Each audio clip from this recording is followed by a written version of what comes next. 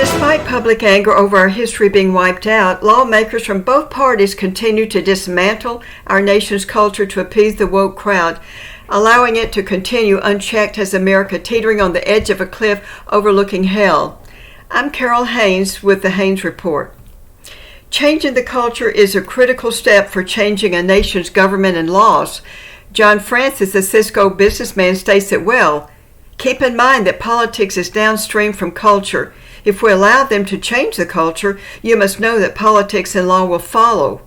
Across the South, Republican governors have caved to pressure from the left to remove Confederate memorials. In Texas, Governor Greg Abbott agreed to remove a Confederate plaque in the state capitol, even though nearly 98% of Texas Republicans supported a proposition to ban removing all historic monuments in Texas.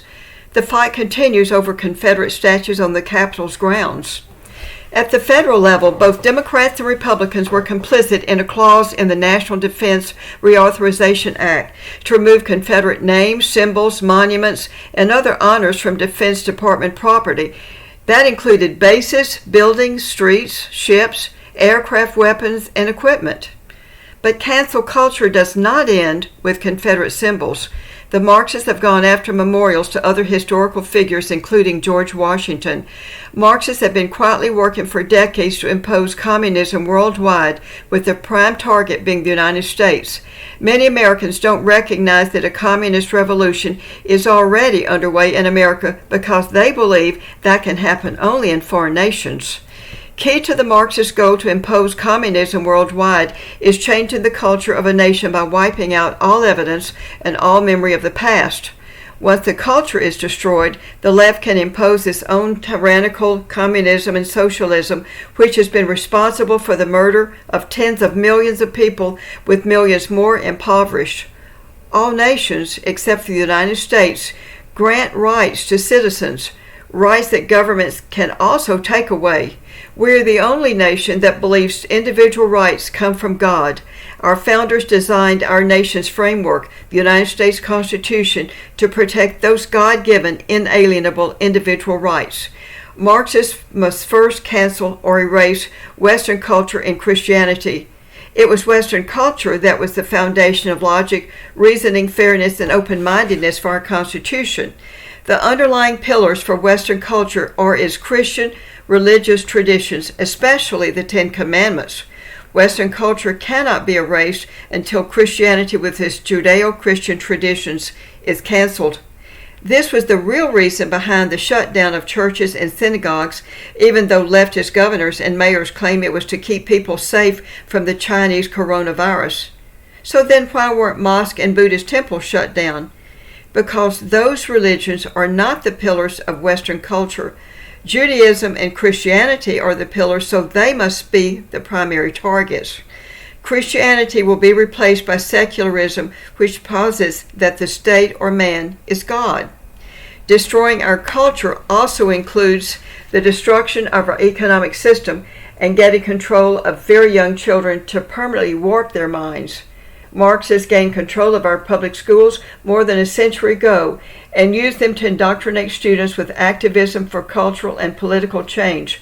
After years of indoctrination in cultural Marxism, millennials hate America with a barbaric vengeance.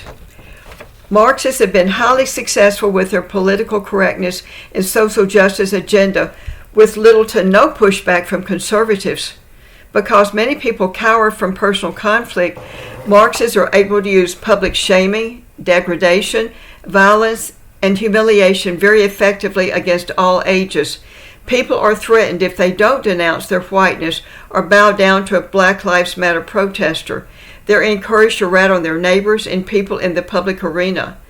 The Black Lives Matter goal is to shut down any criticism against them and to punish anyone who doesn't comply with their orders.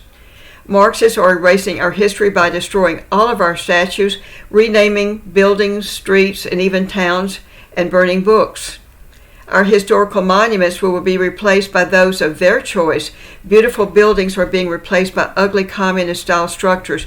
Beautiful art is cast aside by shocking art. The Orwellian language policing is designed to shame us and control us. History has been rewritten with their own version that continues to pit the secular North against the Christian South. Their purpose is twofold. Number one, erase our culture, and number two, make us so mad that we will engage in open warfare. Marxists have already taken control of most of the political society.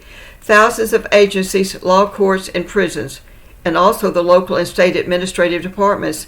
They control most of Congress, many state houses, and city councils. We're following in the footsteps of oil superpower Venezuela, which not too long ago was the richest nation in South America. The people caved to gun control and other socialist policies.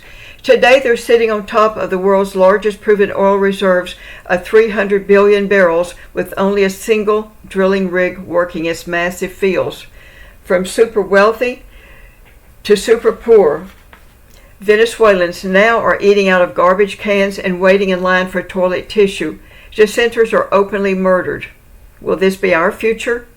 If we want to remain a free nation, we must fight to save Western culture and Christianity. We must be willing to stand up against tyranny like those brave patriots who risked their lives by testifying against massive election fraud. To turn away from secularism, our nation needs another great awakening that sweeps our land to renew our faith. I'm Carole Haynes with the Haynes Report. Thank you for joining me. To see other podcasts, go to my website, drcarolehaynes.com.